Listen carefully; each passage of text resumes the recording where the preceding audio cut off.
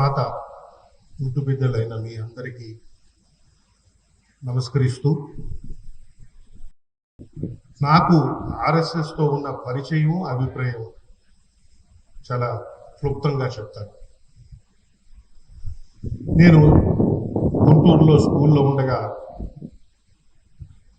ఉదయాన్నే మా పెదనాన్నగారు ఈ కాకి నిక్కరు, మీరు పెట్టుకున్నటువంటి టోపీ, కర్ర తీసుకుని బయటకు వెళ్తుంటే ఆయన పోలీసులు వేసుకునే కాకి నిక్కరు ఎందుకు వేసుకుంటున్నారో తెలిసేది కాదు ఆ వయసులో. మాకు ఎప్పుడూ ధైర్యం చేసి ఏంటి అని కూడా అడగలేదు. బట్ ఆయన ఎక్కడికి వెళ్తున్నారో తెలుసు. మేము స్కూల్కి వెళ్తూ బ్రాడీపేటలో గురవయ్య స్కూల్కి సంబంధించి అక్కడ ఒక ఆట స్థలం ఉంటే అక్కడ మీలాగే రోజు అక్కడ ఈ శిక్షణ తరగతులు జరిగేవి. అందరూ కూడా పాల్గొనేవారు, పిల్లలు, స్కూల్ పిల్లలు, పెద్దవాళ్ళు అందరూ.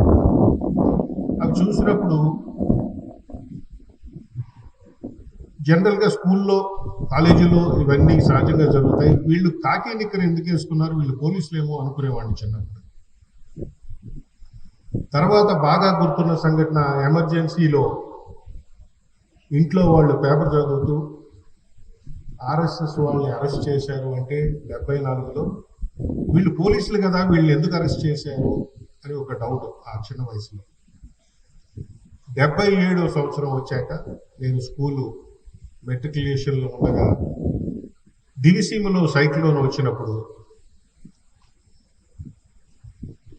ఒక రోజు తర్వాత, సైక్లోన్ అయిపోయాక నెక్స్ట్ డే బయటికి రావడానికి కూడా అవకాశం లేదు, 2 రోజుల తర్వాత గుంటూరులో ఇప్పుడు మెడికల్ క్లబ్ అని కలెక్టర్ బంగ్లా రోడ్లో ఉన్న మెడికల్ క్లబ్ అని మూలమీద ఉంటుంది. అక్కడికి ఎవరో పిల్లలు చెప్తే అక్కడ గుట్టలు శవాలు పడున్నాయి అని చెప్తే ఆ పిల్లల్లో చూడాలి అనే ఉత్సాహంతో అక్కడికి వెళ్ళాను నేను. అక్కడ ప్రభుత్వానికి సంబంధించిన వాళ్ళు కానీ ఎవరూ లేరు. ఈ కాకి నిక్కర్లు వేసుకున్న కుర్రవాళ్ళు వాళ్ళ కర్రలతో 10 మంది కలిసి అప్పటికే కుళ్ళిపోయిన శవాలు, పీకల వాగు అంటారు గుంటూరులో, ఆ వాగులో కొట్టుకొచ్చిన శవాలన్నిటిని కర్రలతో లేపి ఇవన్నీ కూడా షిఫ్ట్ చేసి దహన సంస్కారాలు చేసినప్పుడు, ఓహో, ఈ కాకి నిక్కర్లు వేసుకున్న వాళ్ళు ఇలా సంఘసేవ చేస్తారా అనుకున్నాను.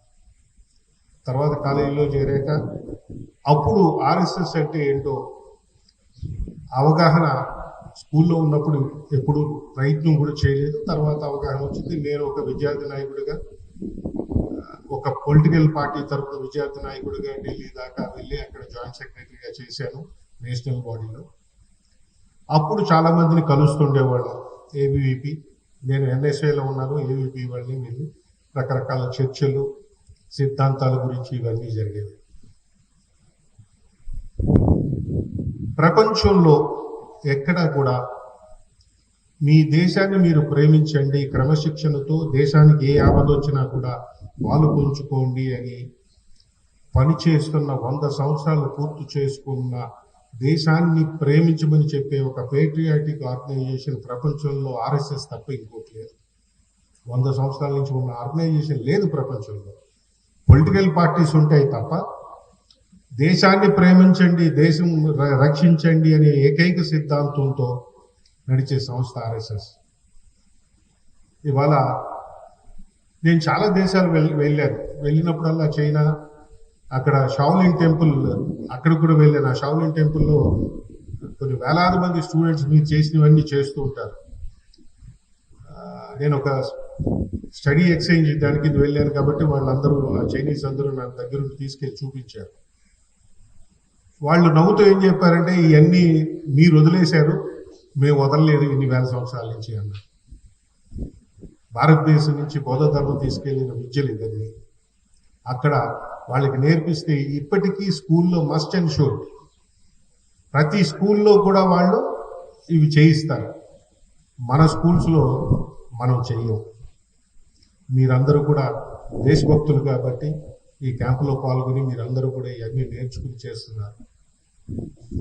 జపాన్ వెళ్తే జపాన్లో బుద్ధిజం కంటే ముందు షింటో అని ఒక రిలీజన్ ఉండేది. ఆ షింటో టెంపుల్కి తీసుకెళ్లారు నన్ను. ఆ టెంపుల్కి వెళ్తే ఆశ్చర్యం వేసింది. మనం గుళ్ళో ఏం చేస్తాం అదే కార్యక్రమం. కాళ్ళు కడుక్కోవాలి, చేతులు కడుక్కోవాలి. ఒక రాయి నుంచో ఎక్కడి నుంచో ఒక ఫౌంటైన్ లాగా వాటర్ వస్తూ ఉంటుంది. 3 సార్లు చేతులు కడుక్కున్న తర్వాత 3 సార్లు తాగాలి. లోపలికి వెళ్ళాలి, గంట కొట్టాలి. మీ మనసులో ఏమైనా కోరికలు ఉంటే చెప్పాలి, లేకపోతే మీ కోరికలు తీరుంటే ధన్యవాదాలు తెలుపుకోవాలి. ఏంటిది? మన హిందూ టెంపులే కదా. ఆయన తీసుకెళ్ళి ఆయన 80 సంవత్సరాలు ఆయన నాకు చెప్పాడు, ఈ షింటోయిజం అంటే ఏం లేదు, మీ హిందూయిజమే. జపాన్లో మేము షింటోయిజం అంటాము, మీ హిందూయిజం ఇక్కడికి 2000 సంవత్సరాల కిందటే వచ్చింది. తర్వాత ఒక 400 సంవత్సరాల తర్వాత బుద్ధిజం వచ్చింది ఇక్కడికి అని చెప్పాడు. జపాన్లో కూడా వినాయకుడు ఉంటాడు, టెంకేషన్ అంటారు. ఇక్కడి నుంచి మొదలుపెట్టి జపాన్ దాకా కూడా హిందూ ధర్మం, ఇటలీ దాకా, రోమ్ నగరం దాకా కూడా హిందూ ధర్మం వెళ్ళింది. ఈరోజు భారతదేశానికి కావాల్సింది మీరు చేస్తున్న పని. ఇవాళ మనం చాలా అభివృద్ధి చెందాం, అన్ని రకాలుగా కూడా ముందుకు వెళ్తున్నాం, కానీ మన దేశంలో లేనిది డిసిప్లిన్. యువతలో డిసిప్లిన్ లేదు. మేము మా జనరేషన్లో ఉందంటే మా జనరేషన్లో కూడా లేదు. మా జనరేషనే మిమ్మల్ని చెడగొట్టింది. క్యూలో నుంచోకుండా పక్కదారుల నుంచి వెళ్ళడం మేమే నేర్పించాం పిల్లలకి. ఒక క్రమశిక్షణతో వెళ్ళాలి, ఒకళ్ళ తర్వాత ఒకళ్ళు వెళ్ళాలి. అందుకనే మన రోడ్లన్నీ ఇలా ఉంటాయి. ఆఫ్రికాలో కూడా ట్రాఫిక్ ఇలా ఉండదు, ఇండియాలోనే ఇలా ఉంటుంది. నాకు ఎప్పుడు మనసులో ఉన్న ప్రశ్న ఏంటంటే, ఇంత చరిత్ర, ఇన్ని వేల సంవత్సరాల అద్భుతమైన సంస్కృతి, మనకు అన్ని రకాలుగా సైంటిఫిక్ గా అన్ని రకాలుగా ఇంత అభివృద్ధి చెందిన మనం ఎందుకు ఇంత ఇండిసిప్లిన్ గా ఉంటాం? ఇక్కడికి వచ్చాక ఇందాకనే వెళ్తుంటే ప్రతి రూమ్ దగ్గర ఉన్న చెప్పులు చూస్తే ముచ్చటేసింది. అన్నీ కూడా చక్కగా ఒక పద్ధతిలో పెట్టి ఉన్నాయి. ప్రతి చిన్న పని ఒక ప్రొసీజర్ ప్రకారం చేయటమే క్రమశిక్షణ.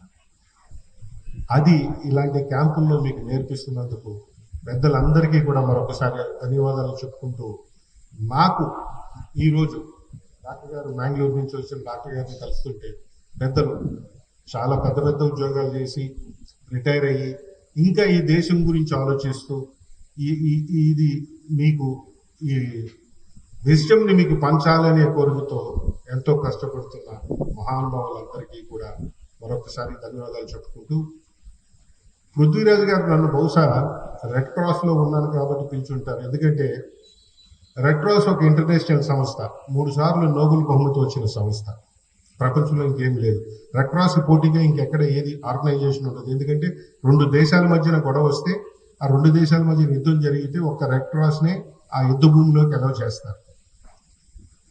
ఏ దేశానికి కూడా అటాచ్ అవ్వకుండా, పార్షాలిటీ అనేది లేకుండా మానవ సేవ చేయటమే ఈ రెడ్ క్రాస్ ఉద్దేశం. ఎందుకు పిలిచారని ఆలోచించాను నేను. ఎక్కడన్నా లాతూరులో భూకంపం వచ్చినా, ఎక్కడ ఏ విపత్తు, ప్రకృతి విపత్తు జరిగినా అక్కడ మా రెడ్ క్రాస్ తరఫున మేము వెళ్తే కనపడదు మీరు ఒక్కళ్ళే.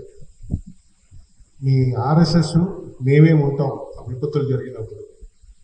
తర్వాత వస్తారు అందరూ, బట్ ఇమీడియట్ గా నా రెస్పాన్సిబిలిటీ అని చెప్పి వెళ్ళేది మీరు రెడ్ క్రాస్. ఏ విపత్తు జరిగినా సరే. ఆఖరికి మొన్న కృష్ణానది మనకి వరదలు వచ్చినాయి కదా విజయవాడలో, ఆ వరదలప్పుడు కూడా చూశాను నేను. అవన్నీ వర్క్లన్నీ కూడా పర్యవేక్షించేవాడిని. సో ఏంటంటే మీ ఉద్దేశాలు, రెడ్ క్రాస్ ఉద్దేశాలు దాదాపుగా సేమ్. మీరు ఒక్క దాంట్లో గొప్ప. మీరు దేశాని కోసం చేస్తున్నారు, నేను సంస్థ కోసం పనిచేస్తున్నాను. చాలా తేడా ఉంటుంది. మీరు చేసే ప్రతి పనిలోని దేశం అభివృద్ధి చెందాలి అనే కోరుకుంటుంది. నా దేశం ముందుకు ఉండాలి, నా దేశం నంబర్గా 1గా ఉండాలి అనే భావంతో ఏ పని చేసినా సరే చేస్తారు. మీ అందరికీ మరొక్కసారి చేతులెత్తి నమస్కరించి, నాకు ఇటువంటి మహత్తరమైన మీ అందరితో కలుసుకునే అవకాశం కలిగించినందుకు అందరికీ కూడా మరొకసారి కృతజ్ఞతలు తెలుపుకుంటున్నాను. నమస్తే.